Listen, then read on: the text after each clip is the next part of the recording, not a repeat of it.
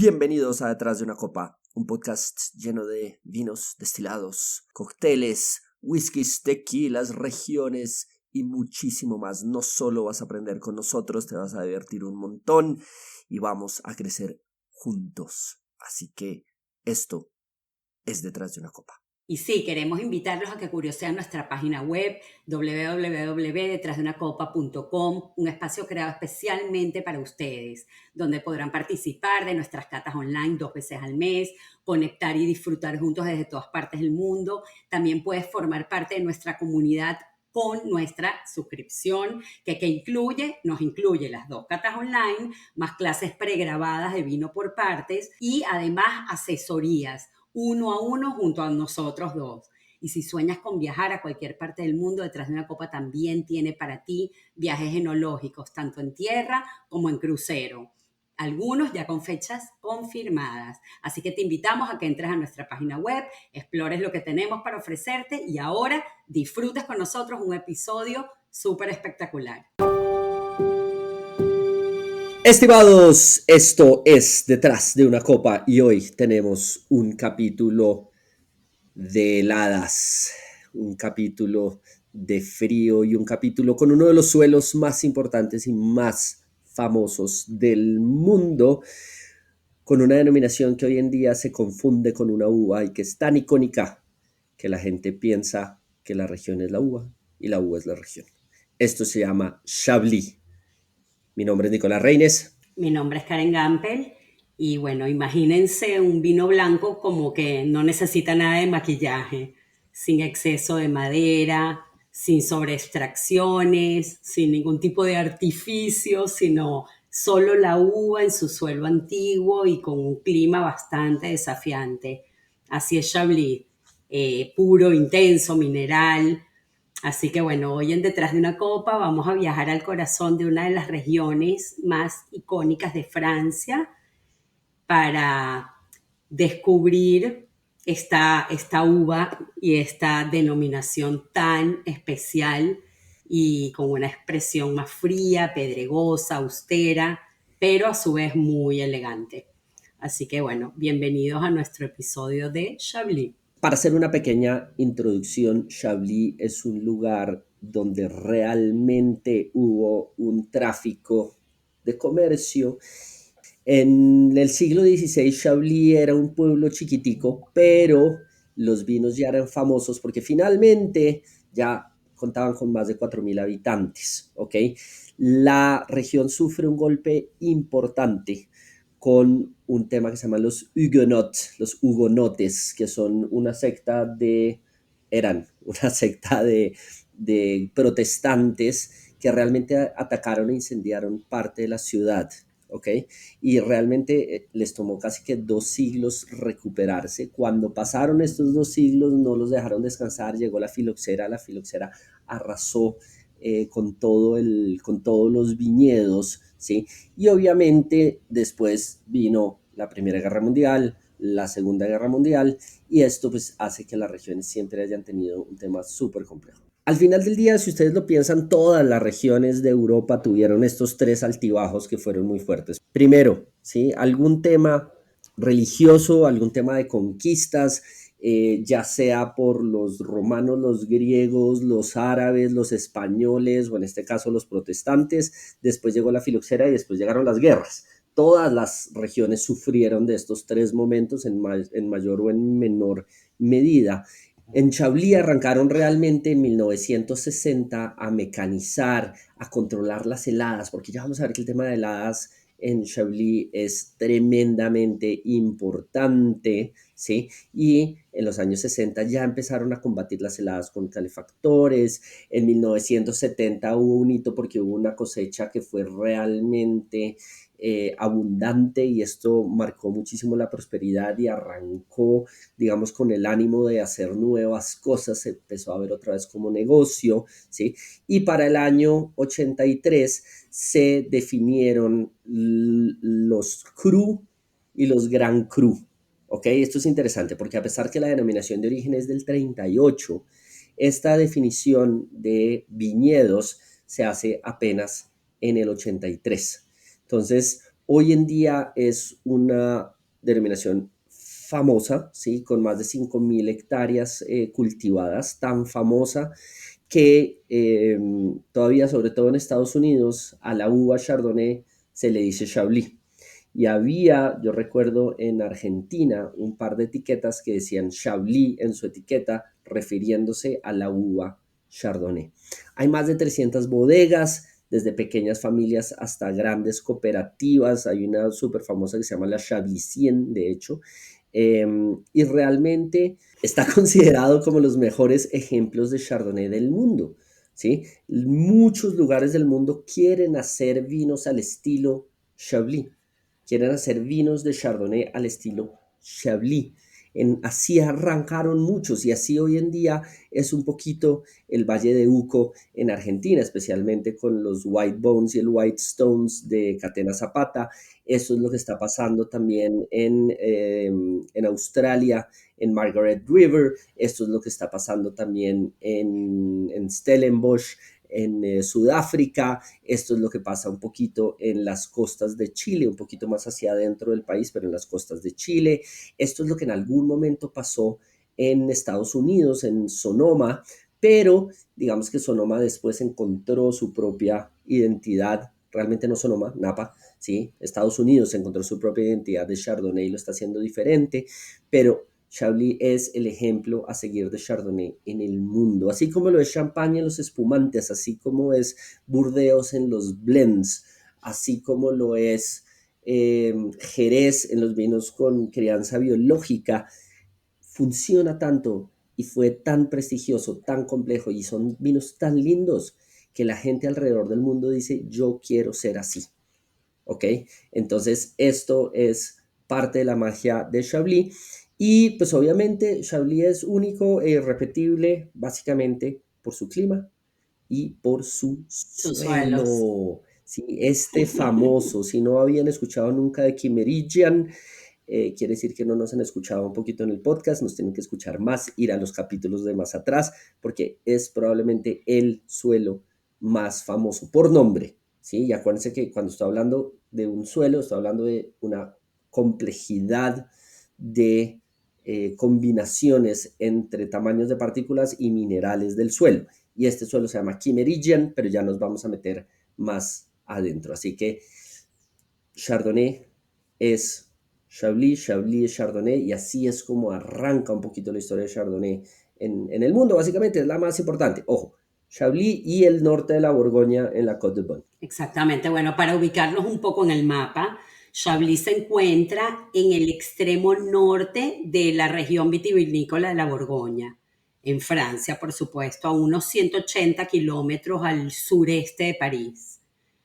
Aunque pertenece oficialmente a la Borgoña, su localización geográfica y climática la hace bastante distinta al resto de las subregiones de la Borgoña, como lo son Côte de Nuit y Côte de Beaune, o cómo se pronuncia, porque saben que mi francés no es tan Estuvo perfecto. perfecto. Côte de Nuit, Pero ahí Côte de voy, Nuit ahí y Côte voy, de ahí Beaune. voy. Está muy bien. Exacto, ok. Está más cerca de Champagne que de Côte de Beaune, de hecho, y eso se nota en sus características climáticas porque es una zona de clima continental frío con inviernos muy intensos, primaveras propensas a heladas, que es uno de los grandes problemas que tienen que luchar en esta zona y tratar de sobrellevar, y veranos relativamente cortos. Esa combinación es clave para entender la identidad de sus vinos, que lo vamos a ir viendo ahorita por partes. Pero bueno, aquí ya los ubiqué geográficamente. Entonces, cuando yo hablo de Chablis, estoy hablando de Chardonnay, ¿sí? La Borgoña, lo hemos visto varias veces, es un lugar que es muy fácil de entender en cuanto a uvas, pero es un lugar difícil de entender en cuanto a terruños, en cuanto a lugares, en cuanto a suelos. En toda la Borgoña yo tengo básicamente dos uvas y media. ¿Ok? ¿A qué me refiero con esto? Chardonnay es la reina del lugar. La segunda uva más importante se llama Aligoté. ¿Sí? Pero hay un pequeño lugarcito allá arriba en el Lyon, en la isla de Chablis, que se llama Saint-Brice. Saint-Brice. es un lugar donde se permite hacer Sauvignon Blanc, pero es este bicho raro, es una cosa completamente diferente. Tengan en cuenta que la Borgoña, ¿sí? Es un bloque macizo donde está la Côte de Beaune, la Côte de Nuit, la Côte Chalonnaise, la Côte Mâconnais, ¿sí? Esto es en el centro, que se pega abajo con Beaujolais, que ya vimos que era una región ligeramente diferente, aunque está ahí pegada y es el borde, pero lo que es Chablis queda arriba, queda completamente despegado del resto de la Borgoña. A veces uno inclusive se pregunta por qué hace parte de la Borgoña, si realmente está más cerca al Valle del Loire, ¿sí? Al jardín de la Francia, en la región de, sobre todo de los Sauvignon Blancs, donde está Sancerre y Pouilly-Fumé, y está más cerca a la Champagne que al resto de la Borgoña. Entonces, aquí tengo que entender que es una región un poquito separada de la Borgoña, pero sigue siendo de la Borgoña. ¿Ok? ¿Qué sucede? Exacto. Los suelos de Quimerillan están repartidos. Hay pedazos de suelos de Quimerillan que alcanzan a llegar hasta el Valle del Loire y hay pedazos de Quimerillan que alcanzan a llegar hasta Champagne. Pero definitivamente acá la uva importante es Chardonnay. No hay nada que hacer, ¿sí? Todo Chablis es Chardonnay. Punto. Si me voy ya al norte de la parte maciza de la Borgoña, donde está la Côte de Nuit y la Côte de Beaune, también tengo Chardonnay. Y en la Côte Mâconnaise y en la Côte Chalonnaise también tengo Chardonnay. Pero Chablis es 100% Chardonnay. ¿Sí? Eso ténganlo en cuenta y sepan que tiene que ser así. Si alguien ve un Chablis, estamos hablando de Chardonnay. ¿Okay? Y como dijo Karen, es un clima semicontinental. Se habla de una influencia marítima, pero no por fríos del mar, sino porque el suelo tiene un montón de fósiles marítimos. ¿Ok? Tiene un montón de fósiles marítimos. Y acá lo que tengo bonito es que tengo unos inviernos, ¿sí? Muy frescos, pero unos veranos no extremos. Entonces, en verano yo tengo una temperatura media, media alta, ¿ok? Tengo una amplitud térmica que es significante, pero tampoco es así que uno diga, wow, el lugar de la amplitud térmica más grande. Entonces, lo que tengo yo realmente es un clima medio templado, tendiendo a caliente, pero unos inviernos realmente frescos. ¿Qué pasa? Chardonnay es una uva que brota de una forma precoz. Sí, o sea, es de las primeras uvas en brotar cada año. ¿Por qué estoy haciéndole énfasis a esto? Porque los grandes problemas de las heladas en el mundo, ¿sí? Cuando hablamos de heladas, estamos hablando generalmente de heladas tardías, quiere decir que llegan tarde en el invierno. Son problemáticas, ¿por qué? Porque pues, se acaba el invierno, empieza la primavera, la planta se despierta, empieza a circular la savia y los brotes, ¿sí? Las yemas donde van a salir las hojas que se van a convertir en brotes, se van a convertir en racimos, en uvas, en toda la parte vegetativa, ¿sí? Empieza a salir, empieza a brotar, valga la redundancia, brotes, brotes y brotes. Cuando los brotes ya están salidos, ya existen, ya se ve la parte, ¿sí? Vegetativa de la planta, si me llega una helada, me quema la planta. Si la helada me llega cuando yo todavía tengo todo en madera y no ha salido nada vegetativo, no pasa nada. Sí, voy a tener desfases en tiempos, o sea, va a ser también complejo, pero no se me quema la planta. Entonces, aquí tengo un problema, es que tengo un lugar que tiene muchas heladas y al mismo tiempo estoy plantando una uva que brota temprano. Entonces, estoy en una combinación muy peligrosa. Estoy en una combinación muy peligrosa. ¿Sí? Un lugar de muchas heladas con una variedad que brota temprano. Esto es complicadísimo, ¿ok? Normalmente en lugares que tengo heladas, los productores escogen variedades que brotan tarde precisamente para evitar estos problemas. Y Chablis ha sido conocido por grandes problemas con heladas, especialmente en los últimos años. Hubo una helada súper fuerte en el 2022, una helada súper fuerte en el 16, pero de pérdidas del 50, 60, 70% de la producción del año. Entonces esto es muy interesante ver cómo a pesar de los riesgos, ¿sí? Seguimos plantando esta uva y no nos salimos de ahí, ¿sí? Es como la resiliencia del hombre ante la naturaleza. Exactamente, es duro porque con estos cambios climáticos todo el tiempo se tienen que ir los ingenieros agrónomos y todo el equipo pues en las bodegas irse adaptando y ajustando y haciendo los cambios inmediatamente. Y es duro. Pero bueno, vamos a hablar un poco de los suelos en esta zona. Los suelos, como dijo Nico, están los famosos suelos quimerillan, pero o sea, los suelos contienen tiza, son suelos calcáreos, con rocas de carbonato de calcio que los llaman marls, eh, los famosos suelos de marls que contienen y contienen muchos fósiles, ¿no? Fósiles marinos que en esas zonas antiguamente había agua, había mar, y bueno, las aguas se han ido retrayendo con los años y fueron quedando todos esos fósiles, ostras, conchas, eh, que han ido nutriendo el suelo definitivamente. Todos los chablis tienen estos suelos. La diferencia que hay entre un Premier Cru o un Petit Chablis o un Grand Cru lo va a dar más bien la exposición al sol que tienen estos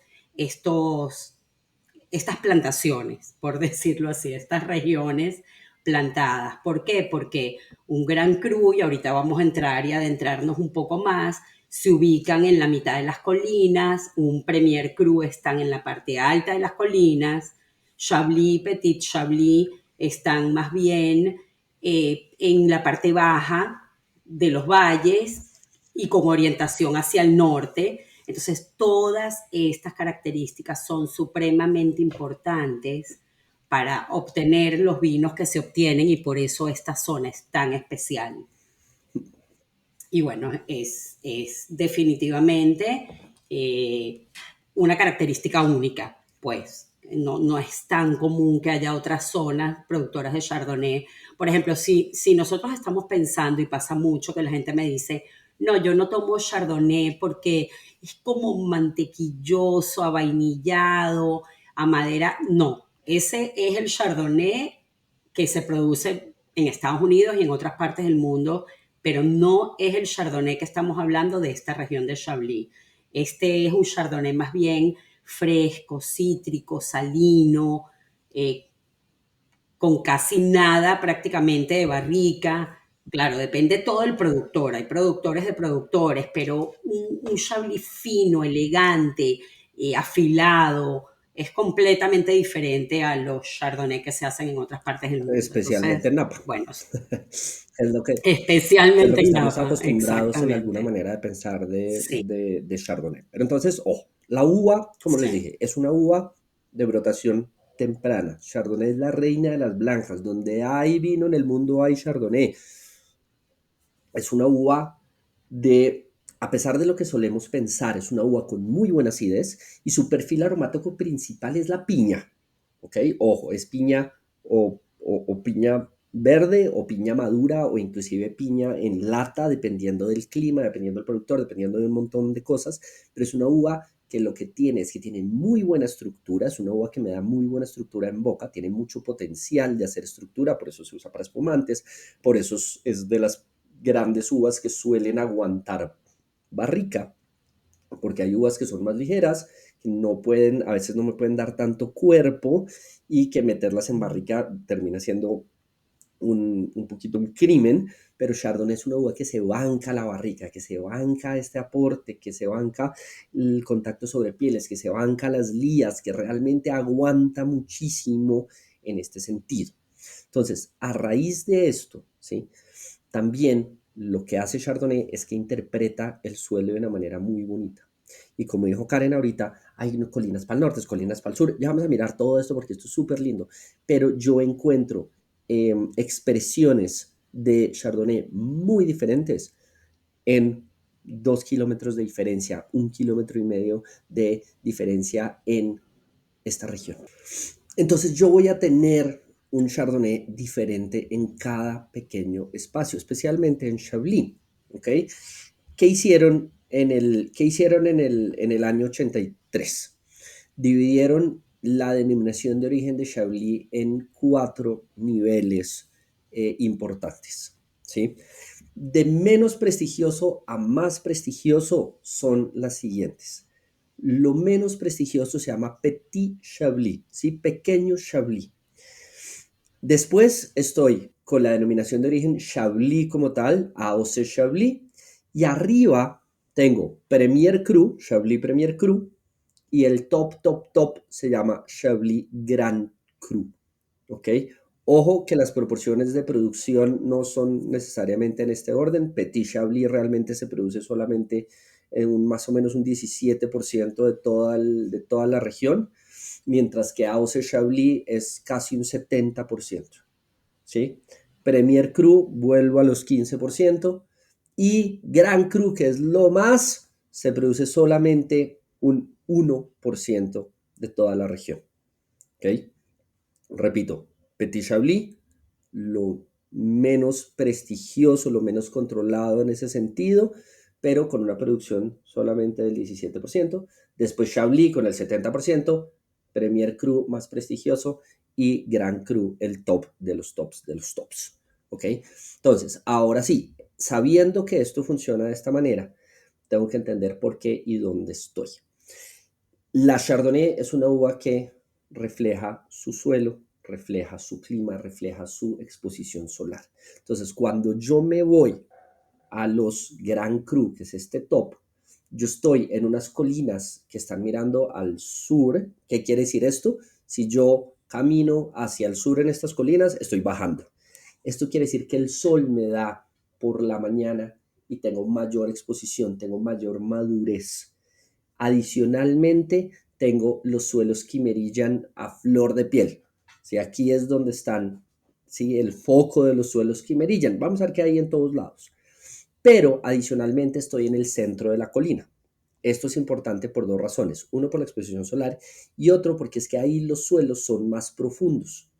Ahí los suelos realmente es donde el agua no se estanca. ¿Por qué? Porque cuando llueve, porque es un lugar que llueve medianamente bastante, o sea, es un lugar que llueve entre 600 y 800, llueve menos que en Burdeos, menos que en Galicia, pero llueve, ¿sí? El agua aquí rueda. Entonces, el agua, los pozos de agua realmente que se estancan en el fondo, en las gredas, en el fondo de los suelos, están en la parte de arriba de las colinas o en la parte de abajo de las colinas. Acá tengo unos suelos Exacto. que realmente son más profundos. Las raíces necesitan ir más profundos y aquí es donde las raíces empiezan a envolver a estas marls, a estas rocas calcáreas, y cuando envuelven estas rocas calcáreas y pasa el agua por ahí y la raíz tiene la oportunidad de llevarse esta agua para arriba, aquí es donde van a lograr expresar todo lo que tiene este suelo quimerillan, ¿sí? Y adicionalmente, en el centro de la colina es donde tengo una temperatura más templada. ¿Por qué? Porque vienen los vientos que bajan por la colina, ¿sí? En la parte de abajo se encuentran con las regiones que no están tan frías, ¿sí? Por el río, y me levantan, entonces tengo un clima un pilín más caliente en el centro de la colina, los suelos profundos y la exposición solar. Esto es lo que hace que los Gran Cruz sean Gran Cruz, ¿ok? Y son 7. Y son 7 que todo sommelier se debe saber básicamente para su primer examen de geografía de la carrera. O sea, es así de fácil. Yo cuando uno estudia sommelería, los Grand Crus son pregunta obligatoria de el, del primer examen de geografía de Francia. ¿Sí? Estos me los tengo que saber sí o sí. ¿Ok? Entonces, se los voy a decir de oriente a occidente, o sea, de la parte más derecha a la parte más izquierda, que estos son Blanchot, Les Clos, Valmure, Grenouille, ¿sí? Que es como las ranas en francés, ¿sí? Vaudésir, Lépreuse y Bougros. Repito, Blanchot, L'Éclos, Valmure, Grenouille, Vaudésir, Les Preuses y Bougros. Ahora en castellano, para que sepa cómo se escribe, Blanchot, Les Clos. Eso lo puedo decir yo. Dilo tú, me encanta.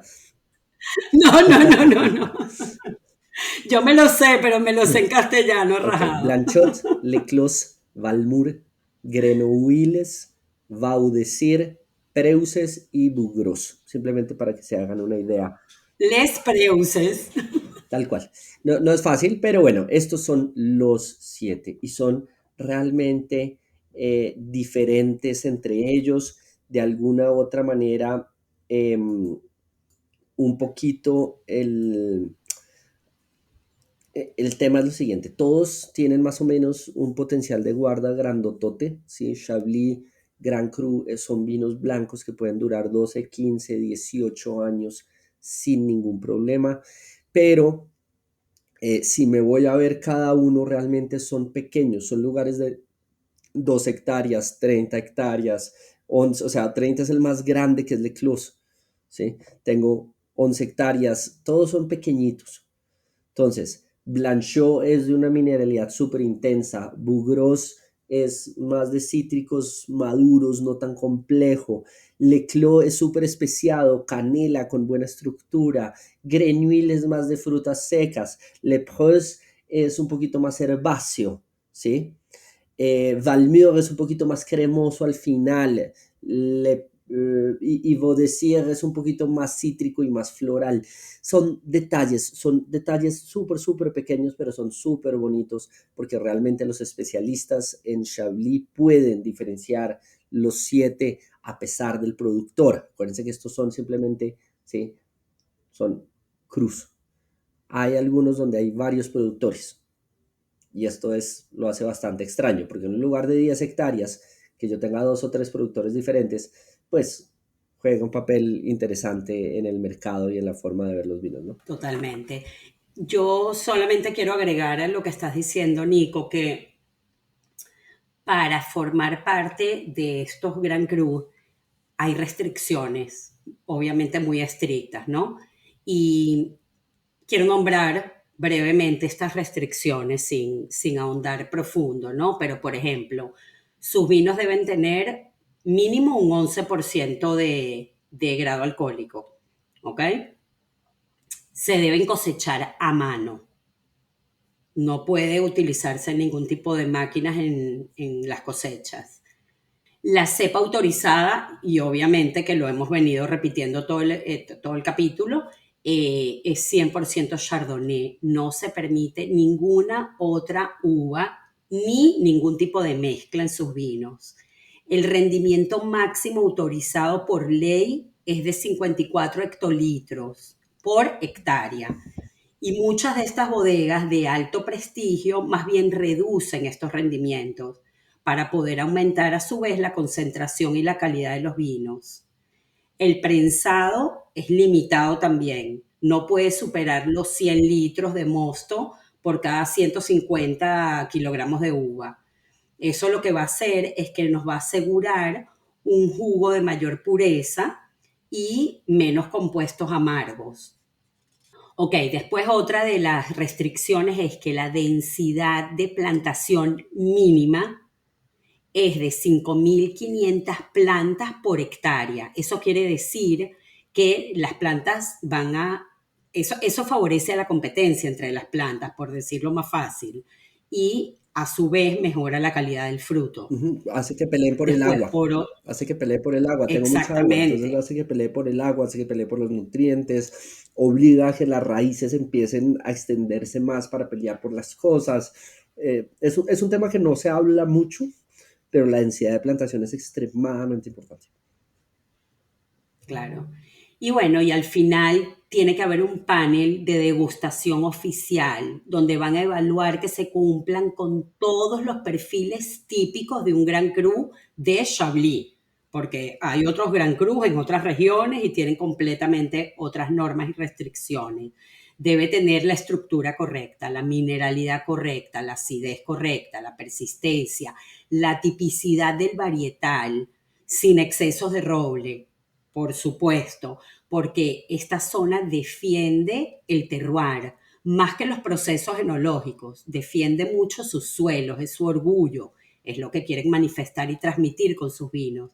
Entonces, obviamente tiene que haber esa tipicidad varietal como lo primordial, por decirlo así. Entonces, bueno, quería nombrarles estas restricciones para que entiendan lo difícil y por qué hay tan pocos Gran Cruz. En este caso hay 7 nada más. Hay a mí algo ahí que me genera un poquito de ruido en general, y me pasa mucho con algunas denominaciones francesas.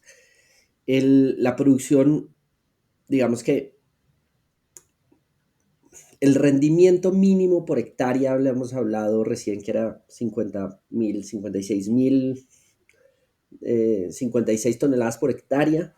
Y esto es un número que a mí siempre me genera un poquito ruido, porque literalmente cuando yo me voy a Rueda, cuando hablamos del vino más prestigioso de Rueda, que es el Gran Vino de Rueda, la producción es del 10%, es de 5.500 kilos por hectárea. Entonces, cuando yo escucho a veces, no, es que tengo máximo 56 quintales por hectárea, que es el equivalente a toneladas por hectárea. Realmente cuando uno compara con las nuevas regulaciones de países, de otros países, como en este caso España, uno dice, oiga, pero realmente estás produciendo un montón. ¿Dónde entra el tema acá? Yo en España en Rueda tengo las vides mucho más separadas, acá tengo un mínimo de densidad de plantación. No lo puedo comparar tan directamente, pero a mí siempre me causa mucha risa porque además siempre le dicen a uno, es que la producción máxima que podemos hacer o mínima que podemos hacer es tanto, y tú uno dice, oh, sí, qué bueno, pero no tenemos un margen de comparación. Entonces, esta producción por hectárea, a comparación de otros, es súper grande. Pero si yo me voy a comparar contra el sur de Languedoc-Roussillon, o a lo que pasa en Extremadura en España, o lo que pasa en el este de Mendoza, estas 56 toneladas por hectárea sigue siendo pequeña. Entonces, es muy divertido este número porque tengo que meterlo muy en contexto, pero sepan que hay una restricción para lograr concentración. Sí, 56 es el máximo que pueden producir. Esto pasa en Chablis y en Petit Chablis. Esto no pasa en un Grand Cru. Esto no pasa en un Premier Cru. Yo necesito concentrar las cosas. Ok, ahorita es importante nombrarles, Nico, porque les nombramos todos los 7 Gran Cru, el nombre como tal, pero el más importante es Le Clos. O sea, ese es definitivamente el más importante, el Prestigioso. que más refleja la mineralidad de la región, el más prestigioso, el que hace los vinos más elegantes y a su vez más minerales. El segundo es Baudecir, a nivel de importancia. También son vinos elegantes y muy minerales y es bastante importante. Y después va por el orden. Va Mur, está dentro del valle, en un lugar bastante caliente y son vinos como más tropicales, por decirlo así, por el nivel de exposición al calor que tienen. Y acuérdense que la tropicalidad en un vino es proporcional al nivel de calor que va a obtener esa uva y el nivel de madurez que va a tener en el momento de cosecharlo. Después está Blanchot, que está en la parte más este, en donde tiene menos exposición solar, por lo que es una región más fría. Entonces ahí ya los vinos van a ser más frescos. Después está Le Preus, que tiene muchas piedras en sus viñedos, o sea, son suelos extremadamente minerales. Y de último está, que no lo sé nombrar, Grenovilles, ¿cómo se dice, Nico? Grenouille. Grenouille. Grenouilles. Grenouille. No, no, no, no. Necesito meterme en la alianza francesa. Y bueno, casi todo pertenece al mismo dueño, que es Le Chablaisien, ¿ok? Lo cual lo convierte prácticamente en un monopolio en esta zona. Así que bueno, yo creo que con esto les damos, importante también es decirles, antes de que se me olvide, que los vinos de Chablis, de los Gran Crus de Chablis, son vinos que a pesar de ser blancos y de no llevar tanta barrica, aguantan de 10 a 15 a 20 años de guarda. Es una maravilla, son vinos realmente evolucionan muchísimo y con estas largas guardas por su mineralidad y por la estructura que tienen, por la buena acidez que a su vez tienen, Esas son como las características que hacen que aguante tanta guarda. Estos vinos desarrollan unas notas terciarias maravillosas. Así que si tienen un vino de Grand Cru de Chablis, ustedes ya saben que es un vino que les puede aguantar guardas maravillosas. Y aquí es donde se complica la cosa, porque claramente ya hablamos de los Grand Cru, pero nos tenemos que meter en los Premier Cru.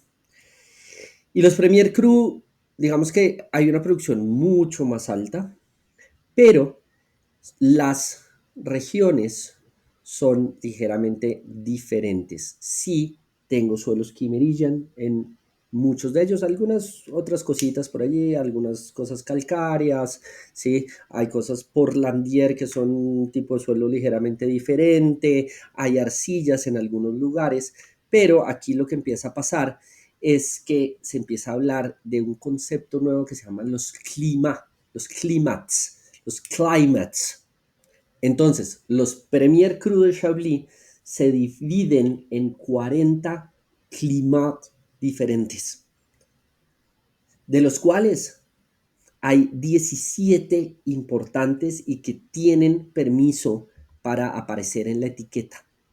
Entonces, pareciera como si fueran unos Premier Cru un poquito superiores, pero aquí lo que tengo son nombres que realmente ya empiezan a sonar porque no hacen parte del 1% de esa producción, sino ya hacen parte de una producción más grande, ¿sí? Entonces hay uno que se llama Monterre de Tonnerre, hay otro que se llama Forchaume, que es bastante conocido porque es medianamente grande, Vaillon, Mont de Milieu, Lely, Côte de Leché, bueno, son 17 de estos, pero en vez de ser lugares de 8 hectáreas, 9 hectáreas, 11 hectáreas, ya tengo lugares de 80, de 60, ¿sí? De 70 hectáreas que hacen que sean mucho más asequibles, que sean mucho más fáciles de conseguir por su producción y que pueden tener también un tiempo de guarda de 10 años,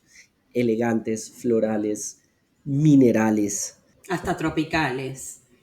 sí, hasta tropicales, como dijo Karen. Pero creo que tenemos que hacer un énfasis en este momento y entender es que lo que tiene Chablis y la magia de Chablis y la razón por la cual Chablis es una región que es extremadamente fácil de distinguir con un poquito de entrenamiento, ¿sí? En la nariz, es por estas notas minerales que hemos mencionado varias veces. Es una sensación de lápiz recién tajado, como cuando uno abre esas cartucheras de cuando uno era chiquito y tiene, y Uf, qué tiene los, delicia. y tajó 16 lápices y dejó todo ahí, ¿sí? Esa sensación de lápiz recién tajado, eso es lo que tiene Chablis. A eso súmenle las características de Chardonnay, que son la piña, el cítrico, la buena acidez. Pero esta es la base, esto es el core. De ahí después un poquito de tropical, un poquito de flores, un poquito de especias, un poquito de. Pero esta onda de piña con muy buena acidez, complejidad, y este mineral de lápiz recién tajado o a veces inclusive piedra de río, debería uno gritarle en la cara, yo soy Chablis. Y yo quiero agregar algo a lo que Nico justamente está diciendo ahorita, que es que, porque quiero que visualicen un poco la región. Esta región está dividida por un río, el río Seren, ¿ok? Que lo divide, o sea, como si fuera Burdeos, por decirlo así, en margen izquierda y margen derecha. Hay viñedos de ambos lados y las características de sus vinos son diferentes según el margen donde estén. Por ejemplo, en el margen izquierdo, como estaba hablando Nico, hay más fruta tropical y en el margen derecho hay vinos más cítricos y más frescos. ¿Sí? Vuelvo. Tengo Grand Cru, Premier Cru, Chablis y Petit Chablis. No se confundan, ¿sí? No necesito irme a un Grand Cru, no necesito un Premier Cru para sentir el alma de Chablis. Inclusive, yo soy muy fan de los Petit Chablis que son los que quedan en las colinas hacia el norte, muchas veces. Tienen una acidez y son súper refrescantes. Entonces, inclusive en lo más bajo de la cadena, entre comillas, se encuentran cosas que son maravillosas, pero maravillosas, ¿sí? Hay productores grandes que hacen cosas más ligeras, no tan complejas, pero hay productores pequeños que hacen las cosas de una forma fantástica. Entonces, de verdad que es una denominación de origen que refleja todo y que uno siente que da todo de sí mismo. Y eso a mí me encanta. O sea, son de estas denominaciones que Es realmente mágica. es difícil encontrar un Chablis que uno diga, oye, esto no me expresa tanto. Inclusive Muy difícil. las cosas más Sí, sencillas. sí. Entonces vale la pena que lo vayan empezando a descubrir. Compres el Chablis sencillo que encuentren, Ujú. el Petit Chablis sencillo que encuentren. Uno encuentra a veces cosas aquí en Bogotá son media, no son tan baratas por nuestros impuestos y nuestras cosas acá, pero es hermoso, Chablis, de verdad que es hermoso. Sí, hay que cambiar un poco ese concepto de los vinos de Chardonnay americanos que existen y son buenos también, no estoy desmeritando a nadie. Uno aquí aprende a valorar cada región, cada uva, cada proceso y cada estilo, pero definitivamente esto es la elegancia sin madera, sin tanta, como que sin tantos sabores, aromas y sabores agregados producto de procesos.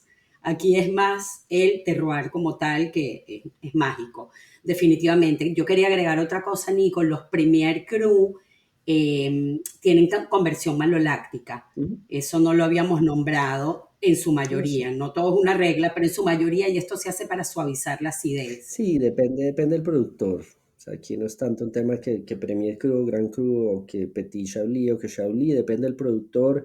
Si quieren, digamos que tener esa sensación de acidez más amable en boca, inclusive hay algunos que hacen fermentaciones malolácticas parciales, entonces hacen el 20-30%, Ujú. pasan el 20-30% por maloláctica. La maloláctica, acuérdense que es lo que pasa en las barricas con una conversión de bacterias que hace que el ácido málico se transforme en ácido láctico, lo cual hace que simplemente yo sienta la acidez de una forma más amable en boca. Generalmente en vinos blancos como Sauvignon Blanc, como Torrontés, no se hace porque yo quiero la frescura. Pero a veces yo quiero que la acidez sea un poquito más manejable en boca. Entonces, yo puedo hacerla. Normalmente se hace naturalmente en barricas, en barricas ocurre naturalmente esta maloláctica, pero hoy en día se puede inocular en un tanque de acero inoxidable sin ningún problema, ni en concreto y en lo que quieran. Entonces, hay enólogos que ya dicen, oiga, yo quiero de pronto no el 100% maloláctica, que el 20 o el 30% de mi vino pase por maloláctica para tener esta frescura y al mismo tiempo esta amabilidad para que el vino sea un poquito más complejo. Eso es completamente entendible. Bueno, y como siempre, vamos a mi parte preferida, hablarles de maridaje.